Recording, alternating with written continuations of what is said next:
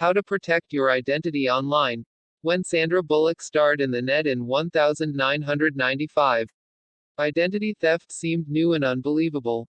But the world has changed. Starting in 2017, nearly 17 million Americans are victims of identity fraud every year. Identity crimes include scenarios like a hacker who steals your credentials to break into your accounts or assume your financial identity, or someone thousands of miles away from you who runs up charges on your credit card and takes out loans in your name. If you need something else to keep you awake, the FTC describes identity theft scenarios in which a thief gets a credit card in your name, sends the bill to another address, and, of course, never pays. Or he uses your personal information to steal your tax refund or pretends to be you if he's arrested. It can be hard to untangle yourself from identity theft, both legally and financially, and the damage to your credit history can be long-lasting. If there ever was a scenario in which an ounce of prevention is worth a metric ton of cure, this is it. Unfortunately, your identity is low-hanging fruit, able to be plucked in tons of ways. Offline, criminals steal mail from mailboxes or dumpster dive through trash, both of which might be chock full of credit offers and personal finance information, which is why you should own a shredder. Skimmers connected to gas pumps can capture your credit card info, and so can restaurant staff. And recently, a cashier was arrested for stealing 1,300 credit cards he'd memorized. Online, it's even more dangerous. But people are increasingly more savvy to the most egregious hacks. Fewer and fewer unsecured retail websites, those that begin with HTTP, rather than HTTPS, conduct transactions. But it's still something to keep in mind. This requires ever more subtle phishing campaigns to trick people into giving up their personal information via credible-looking fraudulent emails. And there's always a new scam around the corner. Another popular scam is through online dating apps, said Whitney Joy Smith, president of the Smith Investigation Agency. Scammers look for vulnerable people to build a relationship. After that, they ask for money or get enough personal information to conduct identity fraud. Unless you're willing to take extraordinary measures, like abandoning all technology and relocating to the Amazon to live with an uncontacted tribe, real privacy is almost impossible to achieve, lamented Fabian Wosar, chief technology officer at Emsisoft. But Wosar also acknowledged there are reasonable and pragmatic precautions people can take. Many of these are part of the usual cybersecurity hygiene you've heard for years. But to truly be protected, you need to do these things. And regularly. After all, identity theft is usually a crime of convenience and opportunity. So your goal is to make yourself the smallest target possible. And while the more precautions you take, the better. The reality is not everyone is going to be ultra diligent. With that in mind, we've separated the precautions you should take into 3 levels: common sense, the stuff everyone should be doing; heightened security, for the savvier; and bunker mentality, for those who are willing to take extreme measures. If you're not doing these things, you might as well stop locking your front door and leave your unlocked car idling in your driveway. Use strong passwords. The conventional wisdom is that a strong password is some combination of upper and lowercase letters, numbers, and special characters. The reality is the longer your password is, the harder it is to crack. XKCD did a good job breaking it down. Use a unique password for every site and service. This should go without saying. But it's still routine to encounter people who reuse passwords. The problem with this is if your credentials are compromised on one site, it's trivial for hackers to retry those same credentials at thousands of other sites. And according to Verizon, 81% of data breaches are possible due to compromised, weak, or reused passwords. Use a password manager. A tool like Dashlane or LastPass is table stakes in the games of online security. According to Dashlane, the average internet user has over 200 digital accounts that require passwords. And the company expects that number to double to 400 within the next 5 years. It's pretty impossible to manage that many strong, unique passwords without a tool. Beware of public Wi-Fi. Don't join a free public Wi-Fi network unless you're certain it's trustworthy. You could join a network set up exclusively to monitor your traffic.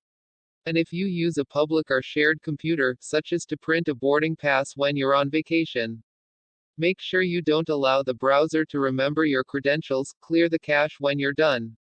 As the saying goes, you don't have to run faster than the bear, you just have to outrun your buddy. If you implement these security best practices, you will be well ahead of the majority of the online population. Never use your social media profile to sign into other sites when you sign up somewhere new. You often get a single sign-on option to log in with your Facebook or Google account.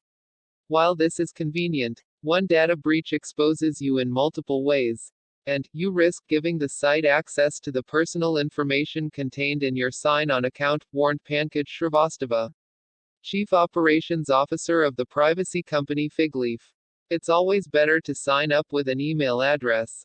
Enable two-factor authentication. This effectively prevents bad actors from using a password reset to take control of your accounts. If you require two factors, they need access not just to your email account, but to your phone as well. And you can do better than this. 2. See the bunker advice below. Minimize your social media footprint. Social media is an increasingly dangerous landscape. Also, don't accept connection or friend requests from anyone you don't know. Bad actors use that as an opportunity to research a phishing campaign. Or she might use you as a jumping off point to attack your contacts. Dial back your social media sharing. The more you post about yourself, the more a hacker can learn about you, said Ottavio Freire, Chief Technology Officer at Safeguard Cyber. And the more effectively you can be targeted.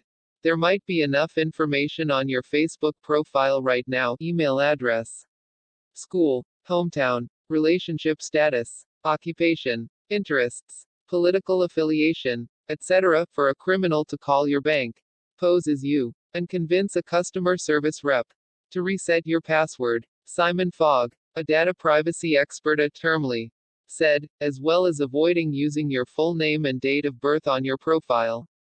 Consider how all your information connects.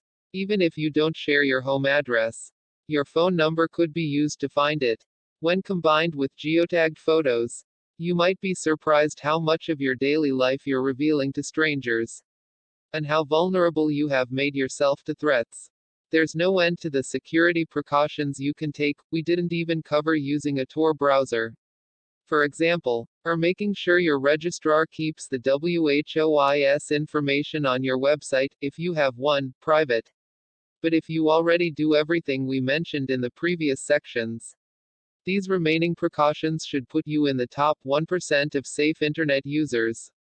Never use your phone number for two-factor authentication. Phones can be cloned, said Initial Coin Offering, ICO, consultant Steve Good. That makes your second factor and two-factor authentication less secure than you might think. Thankfully, it's easy to set up Google Authenticator or Authy to consolidate all of your two-factor authentication needs. Encrypt your USB flash drives. How do you transfer files between computers? With flash drives, of course. And these devices are often the weak link in your security regimen. If you lose it, anyone can pick it up and read it. You can encrypt individual files. But a better solution is to encrypt the entire device.